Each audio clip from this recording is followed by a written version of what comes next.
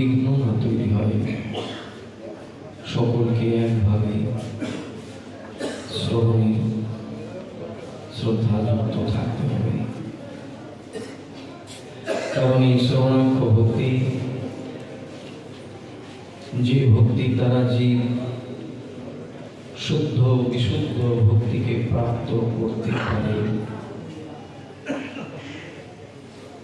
ভক্তির এই সর্বশ্রেষ্ঠ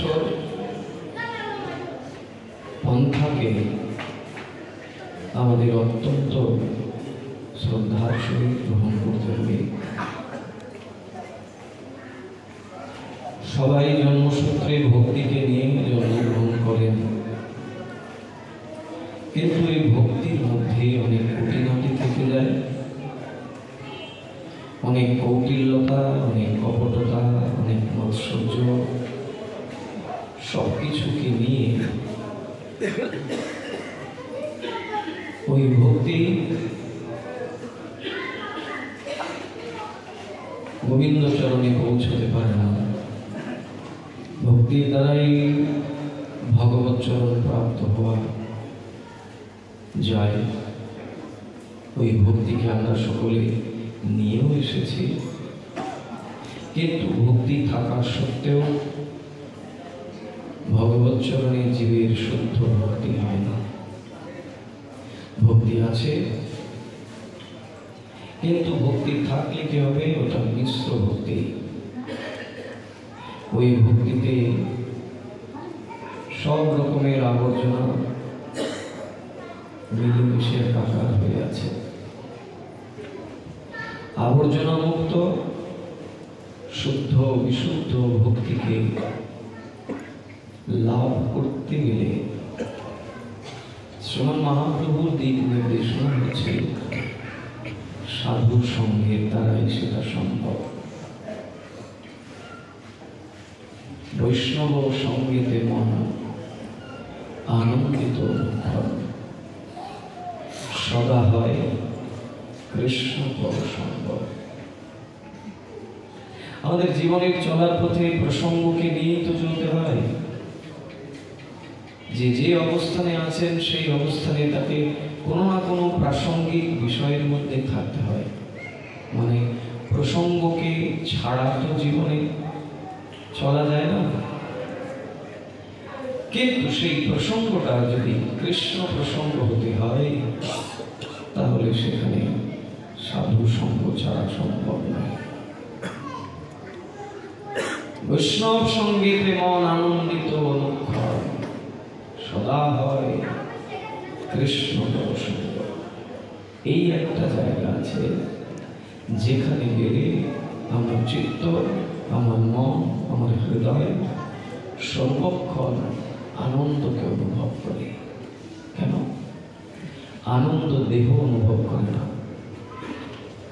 আনন্দ অনুভব করে এই দেহের ভিতরে যে আরেকটি সূক্ষ্ম দেহ আছে, সেই চিন্ময় দেহ, সেটা আনন্দকে অনুভব করে। এই আনন্দ কখন আসে এই চিন্ময় দেহে? যখন তার সাধু সঙ্গ হয়। নারদ ঋষি এত বড় মহান একজন সাধু, যাকে বলা হয়েছে তিনি ভক্তি ধর্মের প্রধান আচার্যদেব। সেই নারদ ঋষিও যখন তিনি চতুষ্কুমারের সঙ্গ প্রাপ্ত হলেন বদ্রিকাশ্রমে, তখন তিনি নিজে সাধু সঙ্গের মহিমা কীর্তন করছেন। তিনি বলছেন, সাধু সঙ্গ যতক্ষণ না জীবের প্রাপ্ত না হয় জীবনে, সেই জীবের বিবেক জাগ্রত হয় না। রাধে রাধে রাধে রাধে। বিবেক,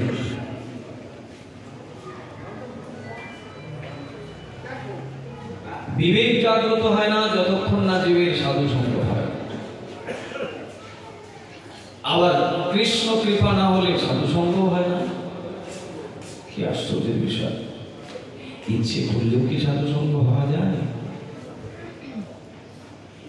আপনি হয়তো অনেক পুণ্যের কর্ম করেছেন, অনেক বেশি বেশি পুণ্যের পাহাড় আপনার জীবনে তৈরি হয়েছে, কিন্তু সেই পুণ্যের দ্বারাও সেই মহতের সঙ্গ আপনার নাও হতে পারে। সাধু সঙ্গ প্রাপ্যতে পুঙ্গি সুকৃতাই পূর্ব সঞ্চিত। সাধু সঙ্গ কার ভাগ্যে হয়, বৈষ্ণব সঙ্গ কার জীবনে ঘটে? বলছেন যার বহু বহু জন্মের পুণ্য সঞ্জীভূত হয়ে সুকৃতি আকার ধারণ করেছে, সেই সুকৃতিমান মনুষ্যই কেবলমাত্র সাধু সঙ্গ প্রাপ্ত হতে পারে। নারদ ঋষি চতুষ্কুমারের যখন সঙ্গ করলেন, তার আগে পর্যন্ত তার মধ্যে সংশয় ছিল, বিবেকটা পুরোপুরি জাগ্রত হয় নাই। যিনি ভক্তি ধর্মের প্রধান আচার্য, তার বিবেক জাগ্রত হয় নাই মানে ভগবান তার আপনজনদেরকে দিয়ে জগৎ জীবের লোকের কাছে শিক্ষা দেন। তার নিজজনকে মাধ্যম করে ভগবান এই জগৎ সংসারে সকলকে শিক্ষা প্রদান করে। একবার কি হয়েছে, নারদ বীণা বাজিয়ে বাজিয়ে চতুর্দশ ব্রহ্মাণ্ড ভ্রমণ করছেন, করতে করতে বৃন্দাবনে এসেছেন। বৃন্দাবনে এসে সেই ভগবানের মধুর নাম উচ্চেশ্বরে কীর্তন করছেন। হঠাৎ দেখছেন যমুনার তীরে দূর থেকে মনে হচ্ছে কেউ যেন বসে কান্না করছে। নারদ আর একটু এগিয়ে আসলেন, দেখলেন এক যুবতী কন্যা মাথা নত করে কান্না করছে। নারদ আরেকটু কাছে আসলেন, এবার দেখছেন এই যুবতী কন্যা মানে স্বয়ং ভক্তি দেবী। ভক্তি দেবী নিজে কান্না করছে, আর ভক্তি দেবীর সম্মুখে দুইজন বৃদ্ধ মূর্ছা প্রাপ্ত হয়ে ভূমিতে অচেতন হয়ে পড়ে আছেন। রাধে রাধে। মায়েদের দৃষ্টি আকর্ষণ করছি, মায়েরা আমরা যারা এই কথা শ্রবণ করতে এসেছি, শ্রবণে যদি মনোযোগী না হতে পারে তাহলে কথার চরণে বসেও কথা থেকে কিচ্ছু হতে পারবো না। এটা সম্পূর্ণ ওই যে বললেন কি রসিকা ভুবি ভাবুকা। এই ভাগবত কাদের জন্য? এই ভাগবত কথা কার উপরে গিয়ে প্রভাব বিস্তার করে? সবার উপরে নয়। রসিকা ভুবি ভাবুকা, যিনি রসিকজন, যিনি ভাবুক, তার হৃদয়ে গিয়ে আঘাত করে। আর সঙ্গে সঙ্গে কি হয়, তার যত রকমের অভদ্রতা আছে, অনর্থ আছে, সবকিছু ধুয়ে মুছে পরিষ্কার। এত শক্তি কথা। সারা জীবন অন্যান্য সাধনা তপস্যা করলে জানা হবে অতি অল্প সময়ে লব মাত্র সাধু সঙ্গে সর্বসিদ্ধি হয়। এইটুকু সময় যদি কেউ প্রকৃত সাধু সঙ্গ করেন, মহতের সঙ্গ করেন, শ্রদ্ধার সহিত কায় মন বাক্য দিয়ে, তাহলে অনন্তকাল সাধনা করেও জানা হয়েছে অল্প সময়ে সাধু সঙ্গে তার অভীষ্ট সিদ্ধিকে সে প্রাপ্ত করতে পারে। কিন্তু বসাটাই শেষ কথা নয়। বসার পর একাগ্র চিত্তে শ্রদ্ধার সহিত যদি শ্রবণে মনোযোগী হই, তবে অনেক কিছু হয়ে যাবে। শ্রবণাক্ষ ভক্তির এমনই শক্তি। তিনি দেখলেন না সাক্ষাৎ ভক্তি দেবী কান্না করছেন, আর তার সম্মুখে দুই বৃদ্ধ মূর্ছা প্রাপ্ত হয়ে ভূমিতে অচেতন হয়ে পড়ে আছেন। নারদ জিজ্ঞাসা করছেন, চিন্তা চিতা সমপ্রত্যা, হে ভক্তি দেবী, তুমি কি জানো না চিন্তা আর চিতা যে এক বস্তু? চিন্তা চিতা সমপ্রত্যা। যা। দেবী, তোমার সমস্ত মুখমণ্ডলে চিন্তার ছাপ পড়ে আছে, তুমি কান্না করছো। তুমি কি জানো না চিন্তার চিতা এক বস্তু? মৃত মানুষকে চিতা পোড়ায় আর জীবন্ত মানুষকে পোড়ায় চিন্তা। অতএব চিন্তার চিতা এক। মরা মানুষকে চিতা পোড়ায় আর জীবিত মানুষকে পোড়ায় চিন্তা।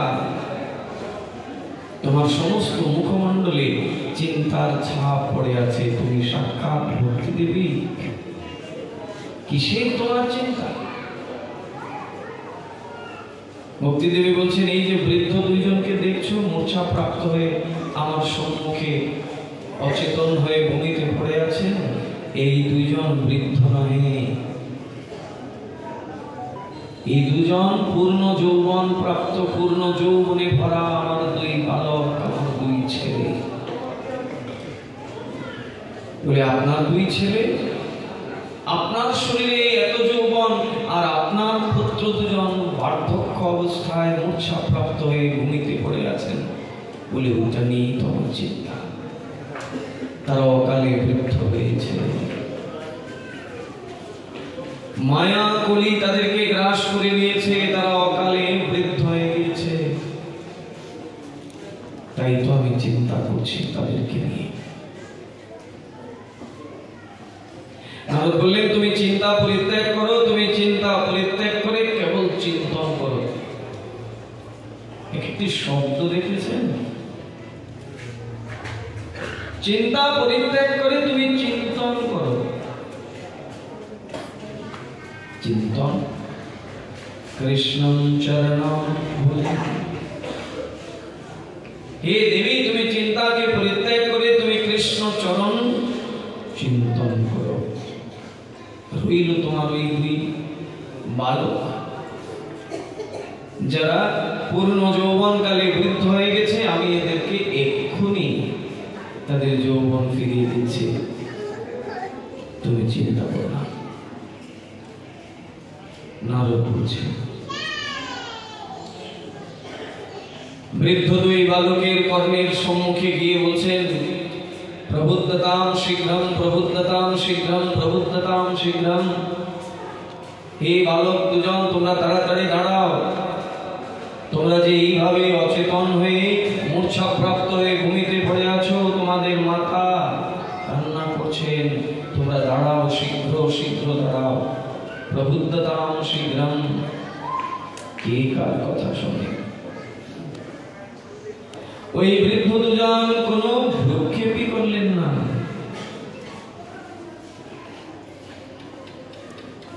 নারদ তখন ওই বৃদ্ধ দুইয়ের কর্ণের সম্মুখে গিয়ে কানের মধ্যে মুখ লাগিয়ে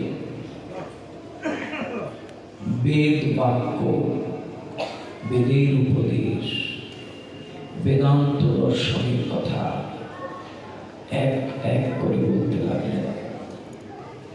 তাও কাজ হচ্ছে না। নারদ মনে মনে ভাবছিল, আমি তাদেরকে ডাকলাম, উঠতে বললাম, তাও উঠল না। দিব্য সেই বেদ কথা, বেদের উপদেশ, বেদান্ত দর্শনের কথা তাদের কর্ণমূলে আমি দান করলাম, তথাপিও তারা উঠে দাঁড়াল না। নারদ এবার শ্রীমদ্ ভগবদ গীতার সেই দিব্য উপদেশাবলী বালকদের কর্ণে গিয়ে উচ্চারণ করতে লাগলেন। তমেব শরণং রক্ষ সর্বভাবেন ভারত, তৎপ্রসাদাৎ পরাম শান্তিং স্থানং প্রাপস্যসি শাশ্বতম। মন্মনা ভব মদ্ভক্তো মজ্জাজি মাং নমস্কুরু, মাম বিশ্বসি সত্যং তে প্রতিহানি প্রিয়সি। শ্রীমদ্ ভগবদ গীতার সেই দিব্য শ্লোকাবলী তিনি উচ্চারণ করতে লাগলেন ওই দিব্য বৃদ্ধ দুই বালকের কর্ণমূলে গিয়ে একটু নড়ল, বালক দুজন একটু নড়ে আবার ভক্তির মূর্ছা প্রাপ্ত হল। এবার তো নারদ চিন্তায় পড়ে গেলেন, কারণ তিনি তাদের মাকে বলেছেন, তুমি চিন্তন করো কৃষ্ণের, একদম ভাববে না তোমার দুই বালককে আমি এক্ষুনি দাঁড় করিয়ে দেবো। কিছুতেই কিছু কাজ হচ্ছে না। নারদ ভাবলেন, আমার কাছে যা ঔষধ ছিল আমি তো সব দিয়ে দিয়েছি, কোনো ঔষধে তো কাজ হলো না, তাহলে এখন কি করতে হবে? নারদ মনে মনে চিন্তা করছেন, প্রভু কি করলে এই দুই বালকের বার্ধক্যকে দূরীভূত করে তাদের পূর্ণ যৌবন ফিরিয়ে আনা যাবে? প্রভুর কাছে তিনি শরণাপন্ন হয়েছেন। এমনই সময় স্বয়ং ভগবান সেখানে প্রকট হলেন। নারদের আহ্বানে স্বয়ং ভগবান সেখানে প্রকট হয়ে বলছেন, নারদ, চিন্তা করো না, তুমি যে দুই বৃদ্ধকে এতক্ষণ ধরে দাঁড় করানোর প্রয়াস করছো, কোনোভাবে দাঁড় করাতে পারছো না, তারা দাঁড়িয়ে যাবে। তুমি সৎকর্মের ব্যবস্থা করো। বলে, প্রভু এটা কেমন কথা? সৎকর্মের ব্যবস্থা করব? আমি তো এতক্ষণ ধরে সৎকর্মই করছি। তাদের কর্ণমূলে গিয়ে আমি বেদ বাক্য শ্রবণ করিয়েছি, বেদান্ত দর্শনের কথা শুনিয়েছি, শ্রীমদ্ ভগবদ গীতার সেই দিব্য শ্লোকাবলী উচ্চারণ করে শুনিয়েছি। এগুলো কি সৎকর্ম নহে? বলছেন, এগুলো সৎকর্ম বটে, কিন্তু এই কলির করাল গ্রাসে তারা যে ধাবিত হয়েছে, কলি যে তাদেরকে যৌবন অবস্থায় বার্ধক্য দিয়ে দিয়েছে, এই জায়গা থেকে তাদেরকে পুনরায় ফিরিয়ে আনতে গেলে অন্য কিছু সৎকর্ম করতে হবে। নারদ বলছেন, প্রভু সেই সৎকর্মটা কি তুমি বলে দাও। বলে, সেই সৎকর্মটা কি সেটা আমি তোমায় বলবো না, এটা সাধুগণ বলবেন। তুমি সাধুর কাছে গিয়ে জিজ্ঞাসা করো। এখন নারদ তো চিন্তায় পড়ে গেলেন, প্রভু তুমি একবার বলছো সৎকর্ম করতে, আমি তোমায় জিজ্ঞাসা করছি কোন সেই সৎকর্ম বলতে, তুমি বলছো সাধুর কাছে জিজ্ঞাসা করতে। আচ্ছা বলো তো প্রভু, কোন সাধুর কাছে গিয়ে জিজ্ঞাসা করবো? ততক্ষণে ভগবান অন্তর্ধান করেছে। ভগবান চলে গিয়েছে, শুধু এইটুকু বললেন, সাধুর কাছে গিয়ে জিজ্ঞাসা করো, সাধুই তোমাকে বলে দেবে কোন সৎকর্ম পালন করলে এই দুই বালকের এই অবচেতন অবস্থা থেকে তাদেরকে চেতন অবস্থায় ফিরিয়ে আনতে পারবে।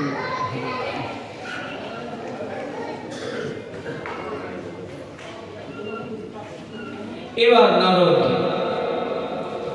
বিভিন্ন জায়গায় ঘুরতে থাকলেন, সাধুদের কাছে জিজ্ঞাসা করছেন, কেউ সদুত্তর দিতে পারছে না, কেউ সদুত্তর দিতে পারছে না। এমত অবস্থায় নারদ ঘুরতে ঘুরতে ঘুরতে ঘুরতে ঘুরতে ঘুরতে বদ্রিকাশ্রমে এসেছেন। রাধে রাধে রাধে রাধে। আমাদের শ্রবণের দিকে যতটা খেয়াল থাকে তার চাইতে ওই আনুষঙ্গিক বিষয়ের প্রতি বেশি একটু কোলাকুলি, আলিঙ্গন দেওয়া, কত কিছু। শ্রবণটা কি দেখুন। নারদ ঋষি সাধুদের কাছে গিয়ে জিজ্ঞাসা করেন, কেউ সদুত্তর দিতে পারেন না। সাধুদেরকে জিজ্ঞাসা করতে করতে এক পর্যায়ে নারদ আসলেন বদ্রিকা আশ্রমে। সেখানে ব্রহ্মার মানুষ পুত্রগণ আছেন। ব্রহ্মার মানুষ পুত্র সেই চতুষ্কুমারের কাছে এসে জিজ্ঞাসা করলেন, নারদ ঋষি, ভক্তি দেবীর এই করুণ কাহিনীর কথা যখনই জিজ্ঞাসা করলেন, তখন চতুষ্কুমার বলে দিলেন, আরে নারদ, তুমি একদম চিন্তা করো না, তাদের পূর্ণ যৌবন ফিরে আসবে। তারা যে বার্ধক্য অবস্থায় জর্জরিত হয়ে ভূমিতে মূর্ছা প্রাপ্ত হয়ে অচেতন হয়ে পড়ে আছে, তারা পূর্ণ চেতন ফিরে পাবে এবং তারা দাঁড়িয়ে যাবে, তাদের শরীরে আবার পূর্ণ কি করতে হবে প্রভু? বলে যাও সপ্তদিবসীয় ভাগবতী কথা অধিবেশনের আয়োজন করো। সপ্তদিবসীয় ভাগবত কথা অধিবেশনের আয়োজন করো। এই বালক দুজন যারা বার্ধক্য বৃদ্ধ অবস্থায় চলে এসেছে, তাদের পূর্ণ যৌবন ফিরে আসবে। ভক্তি দেবী সমস্ত চিন্তা দূরীভূত। নারদ বলছেন, হে মহাত্মাগণ, আপনাদের কথায় আমি রাজি, কিন্তু আমার প্রশ্ন আছে। বলে কি প্রশ্ন? বলে আপনারা যে বলছেন ভাগবত কথা অধিবেশনের আয়োজন করতে, আমি তো মূল কথাই তাদেরকে শুনিয়েছি। ভাগবতটা যেখান থেকে এসেছে সেই বেদের কথাই তো আমি তাদের কানের কাছে গিয়ে শুনিয়েছি। তা বেদের কথা শুনিয়ে কিছু হলো না, আর ভাগবত শোনালে হয়ে যাবে, বিষয়টা কেমন লাগছে? রাধে রাধে রাধে রাধে। সবাই একদম ঘুমিয়ে অবস্থা খারাপ। সামনে বসে যদি এরকম ঘুমায় কেমন হবে? বাবা বলছে উলুধ্বনি দিতে দেন, দেখি মায়েরা একটু উলুধ্বনি।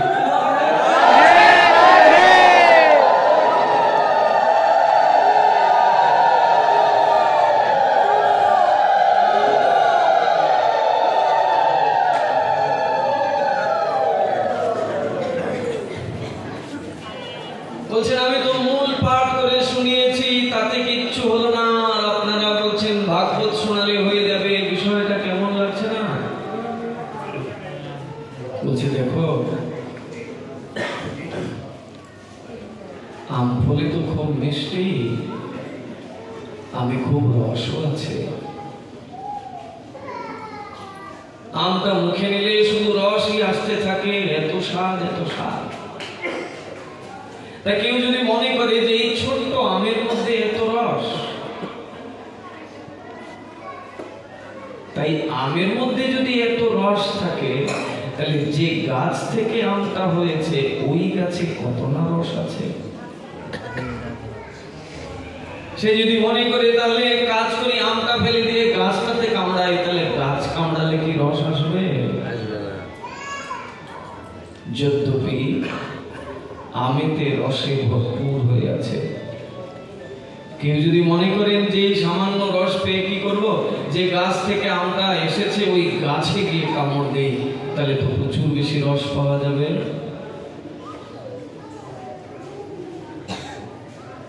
তাহলে কি আদৌ রস আসবে? ওই গাছ থেকেই আমটা হয়েছে, হলে কি হবে? গাছে রস নাই। ওই গাছের ফল কি করে? প্রত্যেকটি গাছের রসকে সে নিংড়ে নিয়ে নেয় তার কাছে। বৃক্ষের সমস্ত রস ফলের মধ্যে চলে যায়, বৃক্ষেতে কোনো রস থাকে। কেউ যদি মনে করেন, এই পূজারী বাবা যদি মনে করেন যে ঘি তো শেষ হয়ে গেছে, এখন পঞ্চপ্রদীপ দেখাবো, ঘি তো নাই, তা অসুবিধা নাই, ঘি নাই, একবেলা একটু দুধ দিয়ে আরতি করে নেই, দুধ থেকেই তো ঘি এসেছে। দুধ দিয়ে যদি তুলার প্রদীপটা ভিজিয়ে এভাবে যে আরতি করবে, তো সারাদিন দেয়াশালাই কত প্যাকেট কত ডজন দেয়াশালাই নষ্ট হয়ে যাবে, আগুন আর চলবে না। যদ্যপি দুধ থেকেই ঘৃত এসেছে।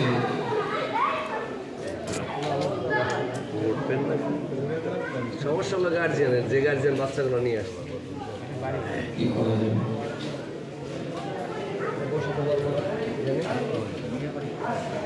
এই জন্য তুমি যে ভাবছো তুমি মূল পাঠ শুনিয়েছো, তাতে ক্রিয়া হলো না, ভাগবত শোনালে কেমন করে ক্রিয়া হবে? ভাগবতটা কি জানো?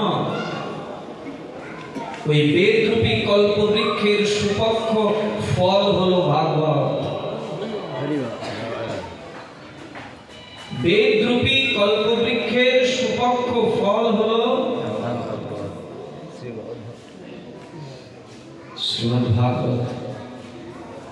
তাই কোনো সন্দেহ রেখো না, যাও গিয়ে ভাগবত শ্রবণ করাও, দেখো আর দুজনের কি অবস্থা হয়। নারদ ঋষির সঙ্গে সঙ্গে তিনি ওই সাধুদের উদ্দেশ্যে স্তুতি করছেন। মনের ভেতরে যে সংশয়টা ছিল, সংশয় দূরীভূত হলো। বুঝিয়ে দিলেন যে দেখো,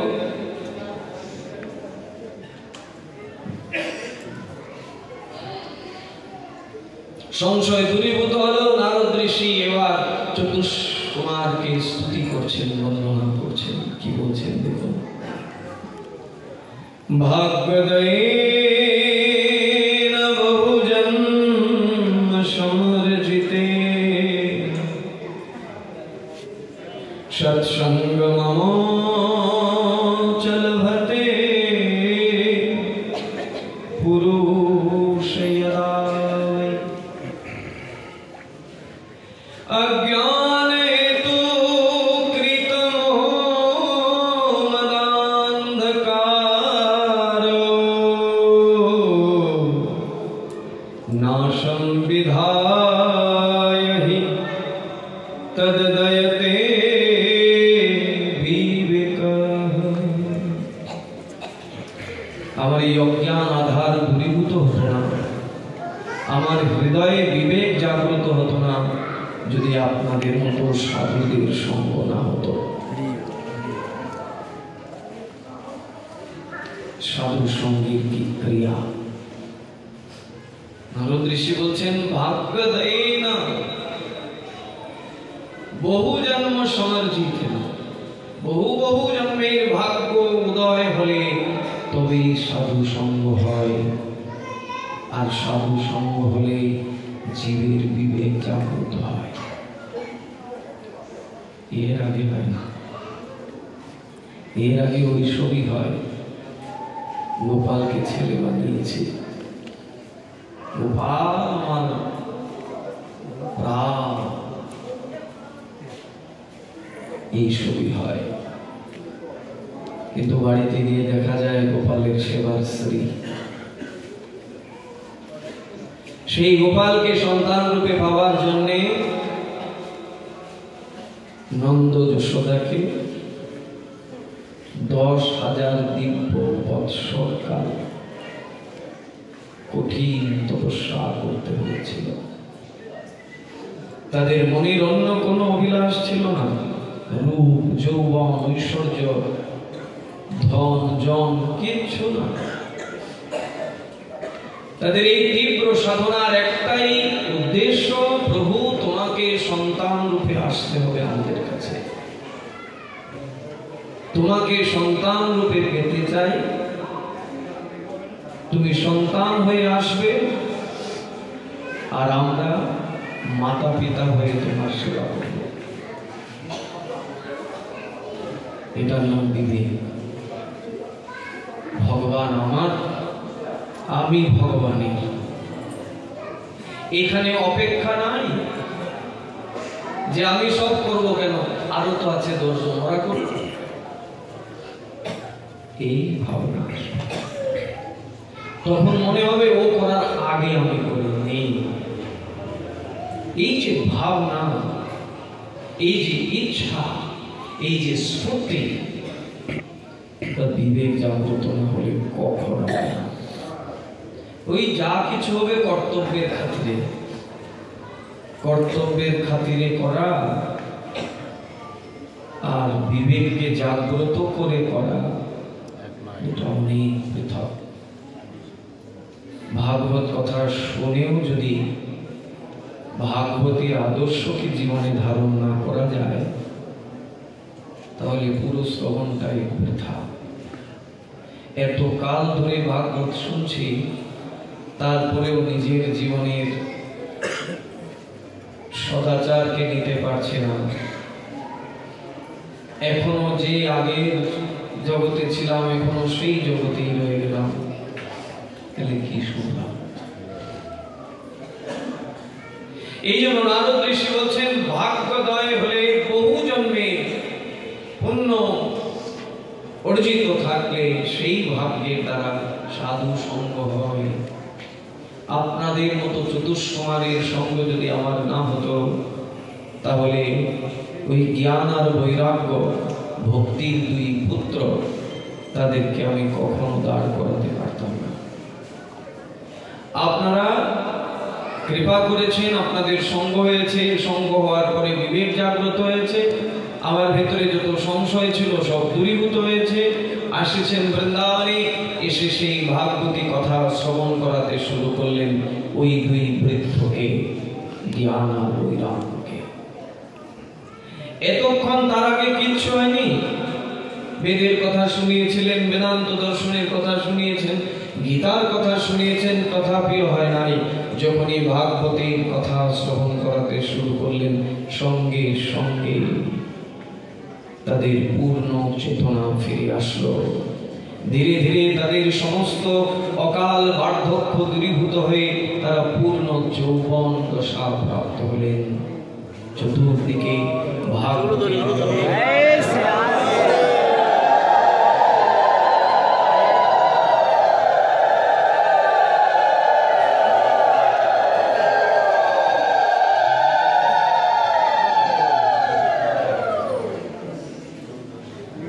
আমরা যে কথা শুনতে বসেছি এটা কোনো সামান্য কথা নয়। আর সামান্য শ্রদ্ধা নিয়ে কথা শুনেও জীবে অস্থির চিত্ত শান্ত হবে না। এটা ভাবুক এবং রসিক। বলছেন পরমহংস সংহিতা। ভাগবত কাদের জন্য? পরমহংসদের জন্য। তাহলে যারা পরমহংস নয়, একদম সাধারণ মানুষ, তাদের জন্য নয় বুঝি? তাদের জন্য। কিন্তু খুব তাড়াতাড়ি এই ভাগবতের কথা কার উপরে প্রাধান্য বিস্তার করে না? যারা রসিক, যারা ভাবুক, যাদের কিছু পাওয়ার আশা আছে, যাদের ভগবত ভজন করার ইচ্ছা হৃদয়ে জন্ম নিয়েছে, তাদের হৃদয়ে গিয়ে তৎক্ষণাৎ ক্রিয়া করবে। শ্রী ভগবানের জন্মলীলা কথা আমি বলেছিলাম মোস্তাফাপুরে শেষ যখন আমার আশা হয়েছিল মাস দুয়েক আগে হবে, তখন বলেছিলাম যে আবার যদি কখনো আসা হয় তখন শ্রী গোবিন্দের জন্মলীলা কথা কীর্তন করব। কিন্তু অনেক রাত, তারপরেও যেহেতু কথা দিয়েছি, ভাগবত থেকে আমরা ভগবানের জন্মলীলা পূর্ণাঙ্গভাবে না শুনলেও